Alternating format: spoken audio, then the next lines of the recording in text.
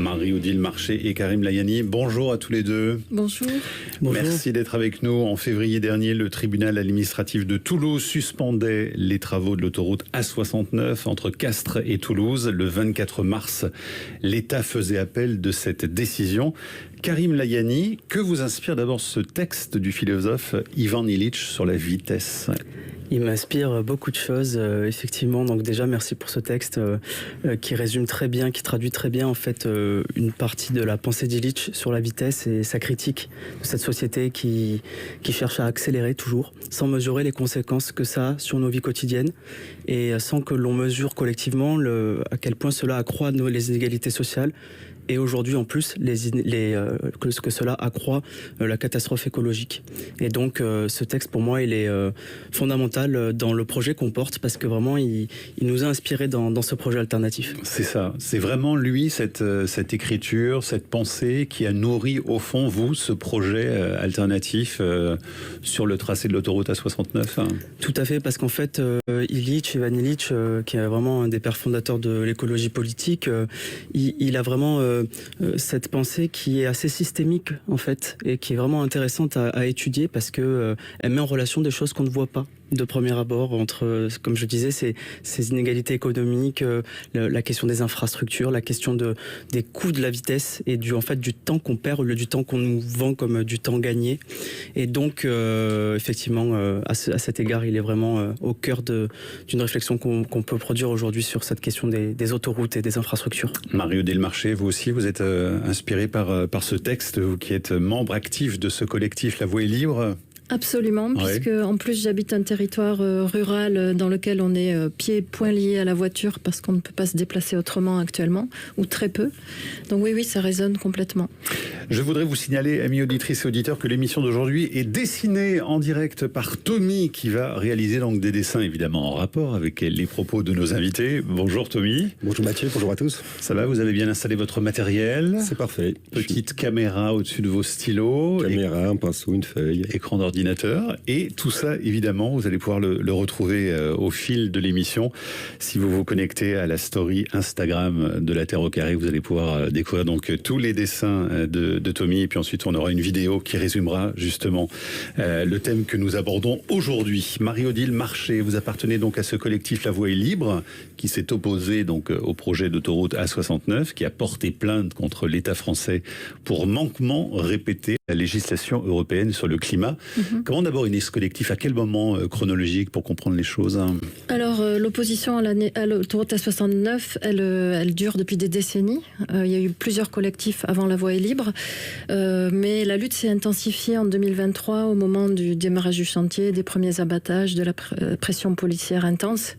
Donc, c'est vraiment en 2022-2023 que les choses se sont structurées autour de La Voie est libre, mais avec plusieurs autres collectifs, car il y a 13 associations qui portent plainte aussi, qui ont porté le recours gagné au tribunal administratif, 13. Ouais, donc avec des habitants du territoire entre Toulouse et Castres. Voilà, on a un collectif citoyen d'habitants intergénérationnel représentant toute la société. Il y a des artistes, des ingénieurs, des agriculteurs, des ouvriers. Voilà, et notre but, c'est de sauver notre environnement. C'était ça le mot d'ordre, s'il fallait résumer au fond, oui, effectivement, cette mobilisation. Qu'est-ce que vous avez dénoncé au fond depuis le début ? Les axes majeurs, c'est l'inéquité sociale, un peu ce que disait votre texte au départ, c'est-à-dire que on va dégrader une route nationale qui fait bien son job par une autoroute payante très chère qui va spolier des parties de cette route d'ailleurs. Donc l'inéquité sociale, la dégradation de l'environnement, la spoliation d'eau aussi, et puis ça pénalise énormément le territoire pour faire face au réchauffement climatique et ça ne nous apporte pas les solutions de mobilité dont nous avons besoin. Et donc le 27 février dernier, on apprenait la mise à l'arrêt du chantier de l'A69. On va écouter cet extrait du journal de France 2. Les travaux de l'A69 vont devoir s'arrêter. Décision du tribunal administratif de Toulouse, le projet est annulé.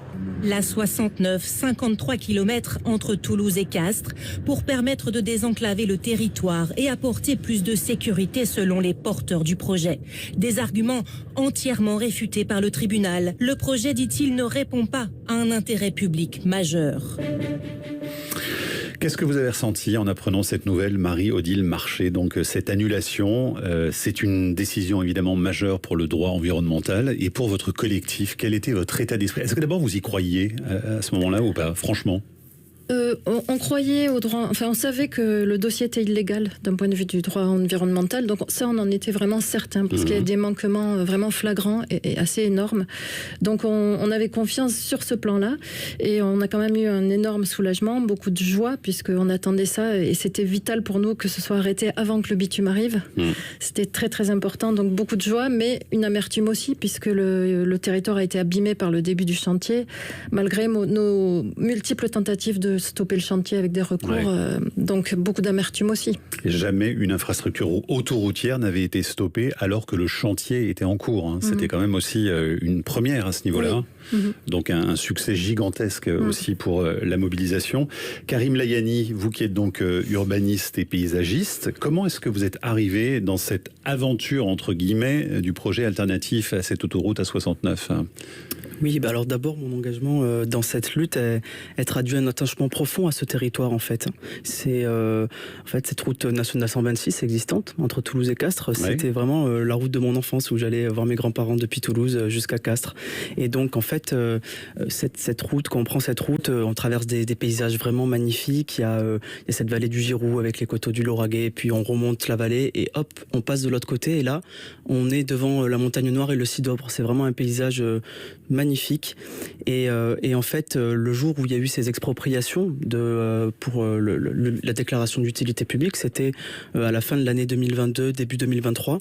Et bien, ce qui était un moment très intéressant, c'était un moment de flottement où le chantier n'avait pas démarré et où finalement les expropriations ont commencé sur le tracé, sur les 53 km. Et c'est là que moi j'ai mesuré l'ampleur du massacre qui allait avoir lieu.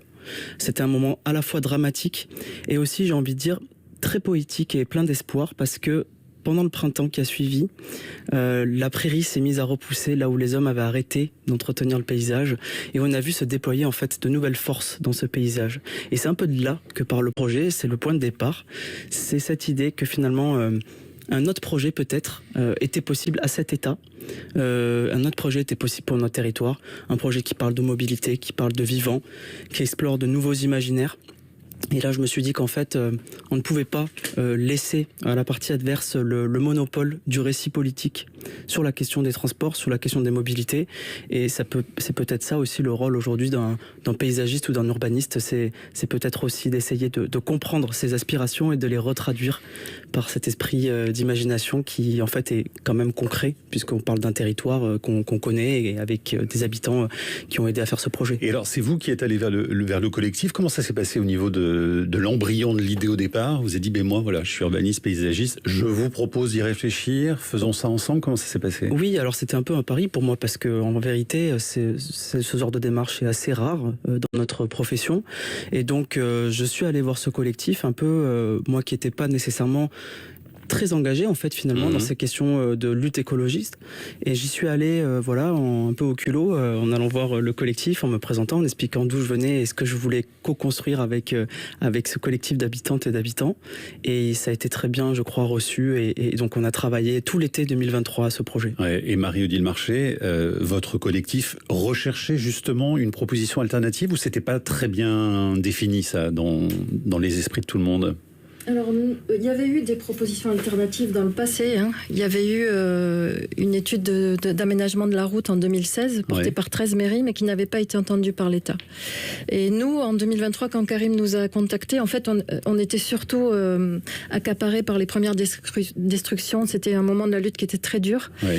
Et quand il nous a proposé ces idées lumineuses, on a foncé, on s'est dit, ça nous a fait beaucoup de bien. Il y a eu une rencontre, finalement. Oui, ça nous a fait énormément de bien, à la fois parce qu'on peut se projeter dans quelque chose qui répare et qui régénère, mais aussi parce qu'on était en position de créateur et pas seulement d'opposant. Donc c'était très Alors, ce qui est assez incroyable, c'est que l'année dernière, Karim Layani, vous avez reçu le prix du palmarès des jeunes urbanistes pour votre travail sur l'alternative à l'A69. Entre autres, oui.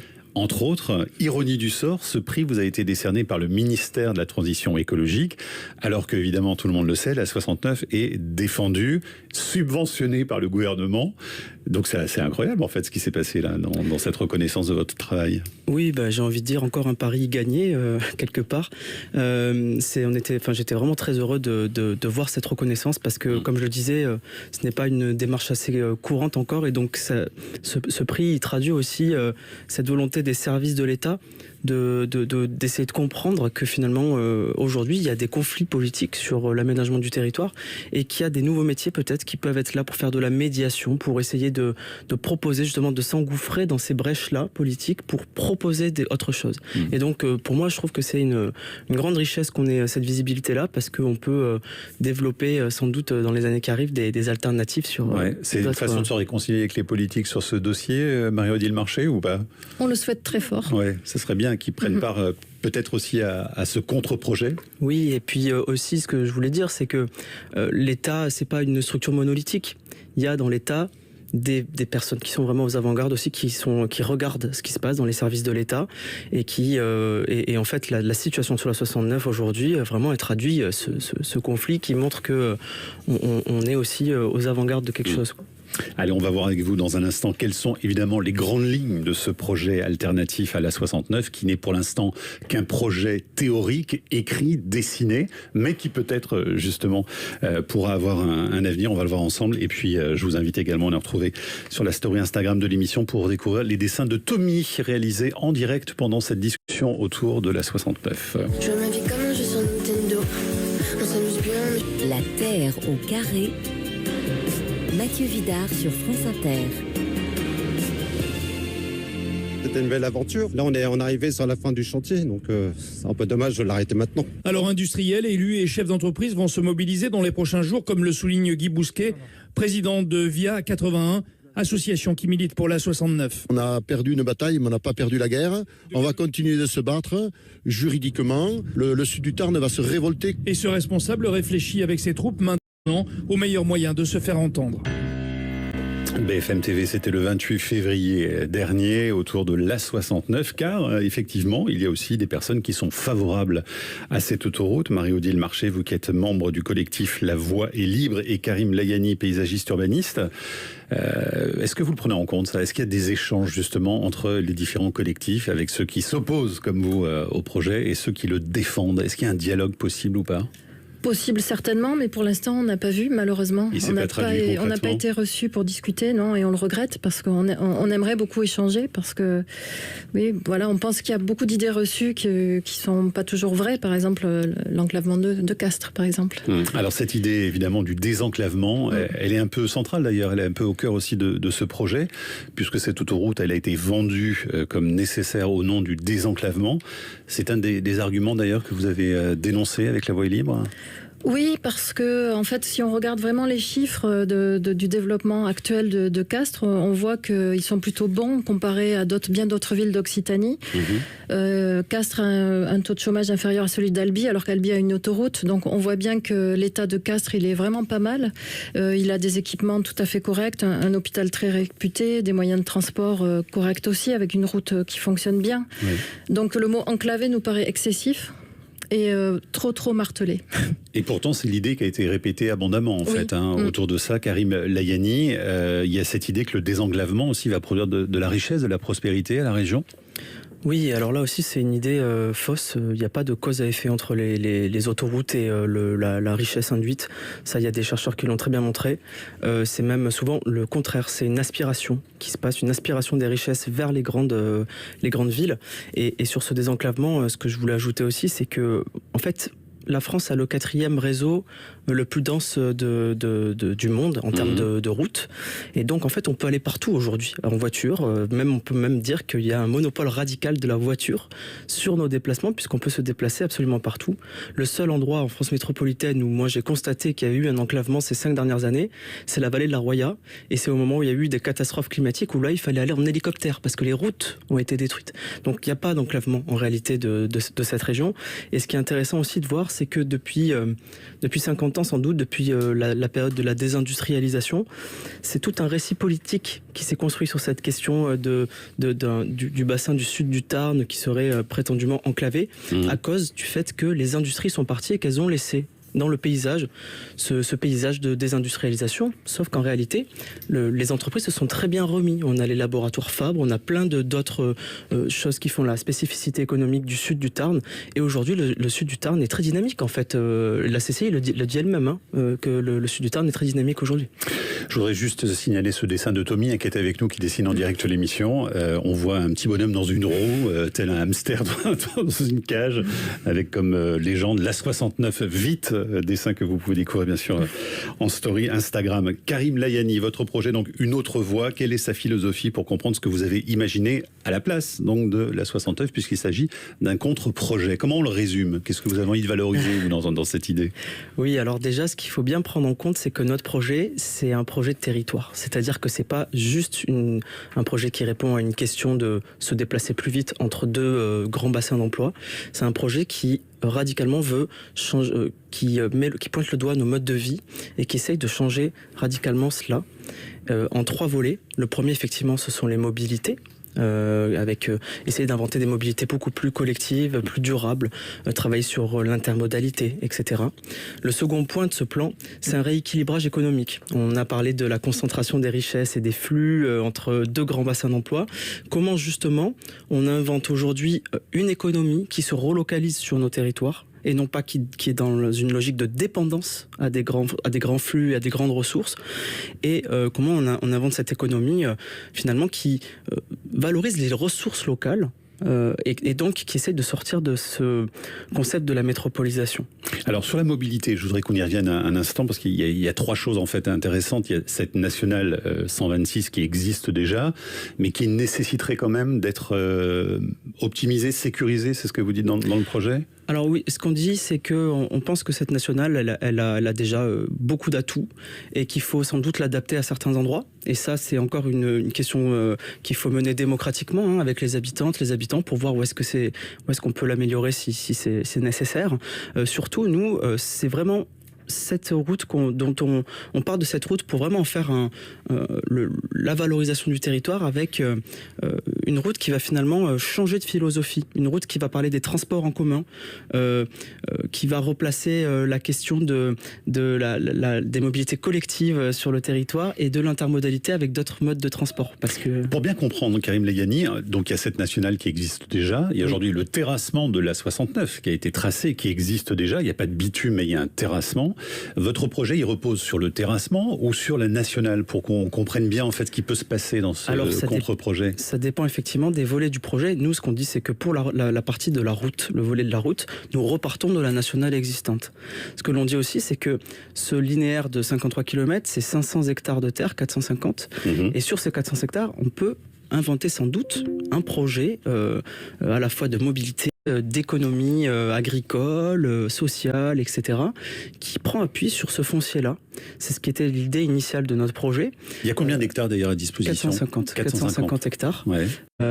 Et donc l'idée, ce serait peut-être que on puisse à la fois conserver ces terres avec leur vocation agricole, et qu'on puisse aussi peut-être tester un système de véloroute qui puisse permettre de faire tous les petits déplacements sur ce territoire, les déplacements de courte distance qui représentent 50% des déplacements de Français, moins de 10 km, qu'on puisse les faire en ruralité, parce que c'est une question aussi, il y a une demande en ruralité sur ce volet-là, et donc nous on essaie d'y répondre, ce que le projet d'autoroute ne fait pas. C'est ce que vous disiez, Marie-Odile Marchais, tout à l'heure, c'est qu'il est extrêmement difficile de se passer au fond de sa voiture dans certains territoires comme le vôtre. Oui, absolument. Il est très dangereux de faire du vélo, puisque les campagnes, c'est les grandes oubliées des plans vélo. Les transports en commun, ils sont vraiment pas suffisants, quoi. Ils passent au ras du village chez nous et ils s'arrêtent pas dans le village. Les trains, et je crois ils sont loin de chez moi, mais ils ont pas une cadence suffisante. Donc il y a beaucoup à faire pour la mobilité collective. Donc il y a cette idée de véloroute nationale, qui est vraiment dans le projet, et puis aussi parallèlement réaménager le ferroviaire, c'est-à-dire en donnant la possibilité aussi aux gens de la région de pouvoir des trains plus régulièrement. Tout à fait. Parce qu'il y a un enjeu aussi de proposition là-dessus. Tout à fait. Donc ça, c'est le troisième plan du volet mobilité. Il y a une ligne existante, monorail, entre Toulouse, Castres et Mazamet, qui a été assez dépréciée ces dernières années, et que nous, on propose de réinvestir vraiment, que la région, que l'État puisse mettre des moyens, de sorte à ce qu'on ait un train à la demi-heure. Pourquoi je dis ça ? Parce que on s'est rendu compte, en économie des transports, que pour l'usager, une alternative ferroviaire, une alternative en transport en commun, elle se déclenche quand il y a cette certitude, cette fiabilité qu'on puisse avoir une alternative toutes les 30 minutes, une desserte toutes les 30 minutes. Et donc nous, on propose de réaménager, encore une fois en partant de l'existant, la voie ferrée. Il suffirait de rajouter 8 points de croisement pour que le cadencement des trains se fasse de manière très régulière. Et là, on aurait finalement le moyen de transport le plus performant qui permette de relier les centres des deux villes en un peu plus d'une heure. Sachant qu'à Toulouse, on est en train de construire une 3e ligne de métro qui va desservir la métropole. Et donc finalement, ça va être une solution très efficiente. Marie-Odile Marchais. Oui, en sachant qu'il y a eu une étude vraiment très détaillée de l'amélioration de cette voie ferrée, et avec un chiffrage très précis, des ouvrages très précis. Donc c'est vraiment c'est abouti. Est-ce que tout ce qui a été détruit pour le chantier de la 69 aujourd'hui est encore réversible ? Absolument. Parce qu'on l'a dit, il n'y a pas de béton encore, hein, c'est que du terrassement, mais il y a des ouvrages d'art quand même qui ont été construits. Comment on fait avec tout ça alors finalement ? Alors l'état actuel, d'après nos experts qui surveillent le chantier, c'est que 50% du tracé est terrassé. C'est-à-dire ce sont des terres compactées et chaulées. Donc 50%, c'est notre estimation. Après, il y a quelques ouvrages d'art en béton et bitume qui sont comme des ponts pour traverser l'autoroute. Mais pour ce qui concerne le tracé lui-même, on a consulté des pédologues, hydrologues qui sont dans nos rangs. Et c'est réversible. Évidemment, pas en 1 an ou 6 mois, mais en quelques années, on peut réamender la terre et la faire redevenir vivante. Il y a d'ailleurs un plan sol au niveau Union européenne. Oui. Et se saisir de cette régénération des terres, ça pourrait être quelque chose d'exemplaire pour les élus. On va y revenir dans un instant avec votre projet alternatif. Qu'est-ce qui pourrait se passer maintenant, même si l'État a quand même fait appel, hein, donc il va y avoir certainement encore d'autres rebondissements. Et puis passer par la story Instagram de l'émission pour voir les dessins réalisés en direct par Tommy autour de ce dossier à 69.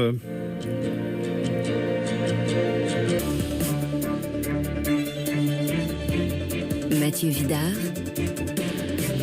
la Terre au carré.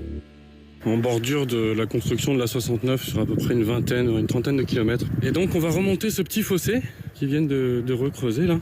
Alors là on va commencer à voir les matières en suspension. Et attention, ils n'ont pas jugé utile de mettre une retenue juste derrière pour pouvoir nettoyer. Et qu'est-ce qu'on voit à la sortie du filtre? De la pollution, une belle pollution à la laitance de béton. Alors là c'est complètement interdit. Et c'est passible d'amende. Sauf que à la première pluie, tout va partir dans le Giroud. Et ni vu ni connu. Voilà, ça c'était le 8 février dernier. Un de vos camarades de La Voix est libre, Marie-Odile Marchais. La laitance de béton, qu'est-ce que c'est exactement pour qu'on comprenne bien ? Alors moi je ne suis pas spécialiste en béton, mais c'est quelque chose qui coule quand on coule le béton et qu'on devrait normalement retenir dans un bassin de rétention. Or là, ce qui a été constaté, c'est souvent que ça s'échappe dans le milieu naturel parce que les choses ne sont pas faites dans les règles. Et d'ailleurs, il y a de nombreux rapports en manquement qui ont été délivrés par la préfecture sur le chantier et des mises en demeure et un dossier juridique là-dessus aussi. Karim Layani, vous qui êtes donc urbaniste, paysagiste et qui avez imaginé un contre-projet à la 69, l'autre voie. Est-ce qu'au fond, quand même, le projet le plus écologique n'aurait pas été de laisser la nature reprendre ses droits ? Certains scientifiques le préconisent. Quel est votre point de vue, vous, là-dessus ? Alors, si on regarde avec les hydrologues et des naturalistes, etc., l'état aujourd'hui du chantier, on se rend compte qu'effectivement, on ne peut pas laisser simplement la nature reprendre ses droits. Et ça montre bien à quel point une infrastructure routière, comme ça, qu'on trace une ligne droite dans le paysage, sans respecter la géographie, les cycles des milieux habités, etc., est une catastrophe écologique. C'est-à-dire qu'aujourd'hui, on a un territoire qui est bouleversé, avec des tranchées qui séparent des parties de villages en deux. Et donc, les bassins versants, les champs d'expansion des crues ne peuvent pas s'étendre correctement. Donc on ne peut pas laisser en l'état. Effectivement, le territoire a été trop bouleversé. Il va falloir remettre des choses en état et puis ensuite, effectivement, faire confiance aux vivants, à une agriculture sans doute régénérative, à toutes ces sciences des sols qui en fait peuvent être une opportunité une opportunité pour l'État de véritablement acquérir des expertises dans les dépollutions, dans la remise en état de cet héritage en fait, de toutes ces époques industrielles, etc. Votre projet, ça passe par la replantation d'arbres, mais pas seulement. Il y a aussi tout un travail autour de la biodiversité, sur les oiseaux par exemple. Tout à fait, oui. C'est ce que vous défendez, sur l'agroécologie aussi. Ça nous tenait à cœur parce qu'en fait ce projet, comme je disais, il tente vraiment de s'inscrire dans les réalités du territoire, et une de ces réalités, c'est que il y a une base ornithologique en fait, une zone naturelle qui est complètement ravagée par le chantier d'autoroute où on trouve beaucoup d'oiseaux, et nous on voulait vraiment avoir cet objectif que dans notre projet on ait plus 30% d'oiseaux, c'est-à-dire renverser les dynamiques d'effondrement d'espèces. Ça devrait être un objectif de politique publique finalement. Vous avez aussi comme projet de replanter du bocage, le bocage tarnais, pour minimiser les vagues de chaleur dans une région qui est quand même, avec les projections, on est à 50 degrés dans les décennies qui viennent. Ralentir le cycle de l'eau aussi, Marie-Odile Marché. Oui, il y aura un travail à faire là-dessus, sur la restauration des continuités hydrauliques qui ont été très mises à mal, et avec l'assèchement de certaines zones qui est redouté. Voilà, je voudrais vous faire réagir à ce dessin de Tommy en direct qui nous dessine sur l'émission. Voilà, on parlait d'ouvrage d'art. Donc on voit un bonhomme qui est en train d'admirer une espèce de bout d'autoroute comme ça tout seul. C'est vrai que le mot est un peu usurpé. Et qui dit qu'est-ce que c'est beau. Si vous souhaitez découvrir ce dessin, vous allez sur la story Instagram de l'émission. Qu'est-ce qu'il vous reste à faire aujourd'hui, finalement, Marie-Odile Marché, à la fois avec le collectif et puis Karim Layani avec le contre-projet, parce que, encore une fois, l'État a fait appel, donc il va y avoir d'autres décisions qui vont être rendues, donc rien n'est gravé dans le marbre, en tout cas pour l'instant. Le projet pourrait reprendre. Et s'il ne reprend pas, alors qu'est-ce que vous allez faire? Parce que ce projet-là, il suscite aussi une discussion publique, il y a une réflexion aussi avec les citoyens et les citoyennes. Oui, alors là, on en est aux prémices, mais c'est l'état actuel du chantier, et ce qu'il faut faire, c'est responsabilité pleine de l'État. C'est lui qui nous a mis dans cette situation, en quelque sorte, en s'acharnant à vouloir faire passer ce projet en force. Donc c'est la responsabilité de l'État maintenant de tourner la page. Et on regrette amèrement qu'il continue la course juridique, puisqu'on sait que les points d'illégalité de ce chantier sont vraiment énormes et avérés. Donc on préférerait que l'État se prenne acte de la décision du tribunal, voit à quel point la loi environnementale est importante à respecter, et donc on aimerait qu'il se saisisse d'une autre voie.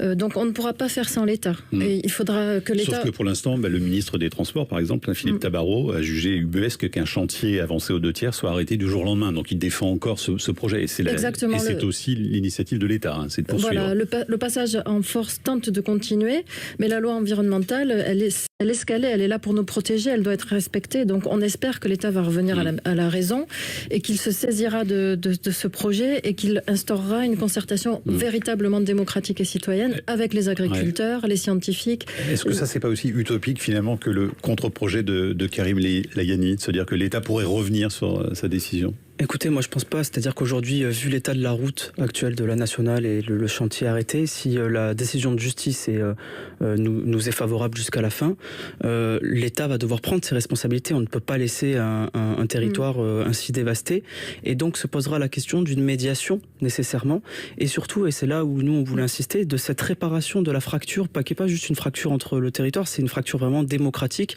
une fracture aussi entre les gens. Et je vais vous donner un exemple, c'est le barrage de Sivens. Quand l'État a décidé d'arrêter ce barrage, il a mis en place une médiation qui est toujours en cours aujourd'hui pour un plan de gestion de l'eau à l'échelle du bassin versant autour de Sivens, qui met autour de la table aujourd'hui les agriculteurs, les collectifs qui étaient opposés. Et donc c'est le rôle de l'État d'essayer aussi de recoudre cette fracture démocratique, parce qu'on ne va pas continuer comme ça à s'opposer les uns les autres. Il faut aussi qu'on avance ensemble dans l'intérêt collectif. Karim Layani, ce projet, vous l'avez chiffré, j'imagine. Il coûterait combien alors ? Alors on n'a pas chiffré tous les volets, mais les volets qui nous intéressent le plus, effectivement, c'est le volet de la mobilité. Oui. Nous, on avait compté autour de 100 millions d'euros pour l'alternative ferroviaire, et puis ensuite sans doute 100 millions d'euros pour à la fois améliorer la route existante et créer cette véloroute. Oui, donc c'est encore très large, quoi. C'est large, la fourchette. Pas encore très très bien défini. Oui. Allez, on passe aux questions parce qu'elles sont nombreuses. D'abord Laurent qui nous dit: en me rendant ces jours derniers depuis Toulouse jusqu'à Castres par la route, j'ai pu constater l'ampleur colossale des terrassements déjà effectués, le nombre d'ouvrages d'art déjà construits. Vos invités en ont-ils bien conscience? Comme beaucoup d'usagers ou riverains, je me dis qu'il est bien tard pour renoncer à ce projet étant donné le stade avancé des travaux. Marie-Odile Marché. Oui, alors c'est avancé, c'est ce que je disais. Nous, on estime à 50% et on le regrette aussi. Hein. On a essayé par de multiples voies de faire cesser le chantier. Donc on le regrette aussi, oui, mais c'est pas désespéré, il n'y a pas le bitume. Monique nous dit: croisons les doigts pour que ça ne puisse pas redémarrer un jour. Une honte cette autoroute sur tous les plans, marre de ces GPI qui repartent de plus belle, ces grands projets inutiles. À Montpellier, il existe une lutte contre un contournement ouest qui n'a de sens que celui de permettre une urbanisation encore plus intense. Voilà pour son témoignage. Lucie, moi je voulais juste témoigner du fait que j'ai habité à Castres pendant 2 ans et que j'ai cassé mon contrat de travail et que je suis parti parce que c'était infernal de devoir tout le temps prendre la voiture et de faire des heures et des heures de route pour quoi que ce soit. Je ne comprends pas qu'on s'oppose à un accès plus simple par la route. Donc on voit à quel point ça divise quand même, Karim Layani. Oui, mais ce que j'ai envie de répondre, c'est: est-ce qu'elle sera prête à payer 17 € l'aller-retour? C'est ça la vraie question, parce que moi personnellement par exemple j'ai pas les moyens de me payer cette route. Donc qui va pouvoir? C'est que les cadres en fait peut-être qui pourront se payer un tel tarif, mais sinon on va devoir travailler plus pour pouvoir se déplacer. C'est ça la réalité en fait de ce projet. Guillaume nous dit: j'ai été amené à survoler cette vilaine cicatrice la semaine dernière et je me suis pris à rêver à ce qu'on pourrait concevoir pour soigner et verdir cette plaie brune si laide au milieu d'un paysage verdi par le printemps et ses récentes pluies. Voilà, un peu de poésie. Est-ce qu'on pourrait utiliser les ponts débutants pour le passage de la faune sauvage comme il en existe déjà, dit Patricia? Ça fait partie des bonnes idées. Ça fait partie des bonnes idées qui ne manqueront pas de fleurir si on démarre cette consultation citoyenne. Quelle est la suite du projet alors pour vous? La lutte continue du côté du collectif? Vous maintenez la pression? La lutte juridique est plus que jamais actuelle. Hein. Nous, on est sûr du bon droit de ce qu'on défend. Oui. Donc, il y a encore de longs mois de lutte juridique. Et voilà, et de votre côté, Karim Layani, urbaniste, paysagiste? Écoutez, nous, on attend de voir si la justice confirme un petit peu la tendance actuelle. Et si c'est le cas, nous allons vraiment œuvrer à adapter notre proposition pour vraiment la mettre en débat. On peut consulter votre projet d'ailleurs sur Internet? Tout à fait, il est sur le site de La Voie est libre. Oui. Oui, et puis je voulais signaler un premier atelier, une autre voie, un événement qui s'appelle Les Déroutantes, qui aura lieu du 25 au 27 avril dans le Tarn, à Morins-Scopin. Vous pourrez voir les détails sur lvel.fr. Très bien, merci beaucoup en tout cas à tous les deux, Marie-Odile Marché et Karim Layani. Tony, merci pour vos dessins. Vous qui avez illustré cette discussion sur la 69, dessins qu'on peut voir en story sur le compte Instagram de l'émission. Et merci beaucoup à Anna Massardier qui a préparé ce dossier. Bon retour donc dans le Sud-Ouest. Merci. Merci à vous.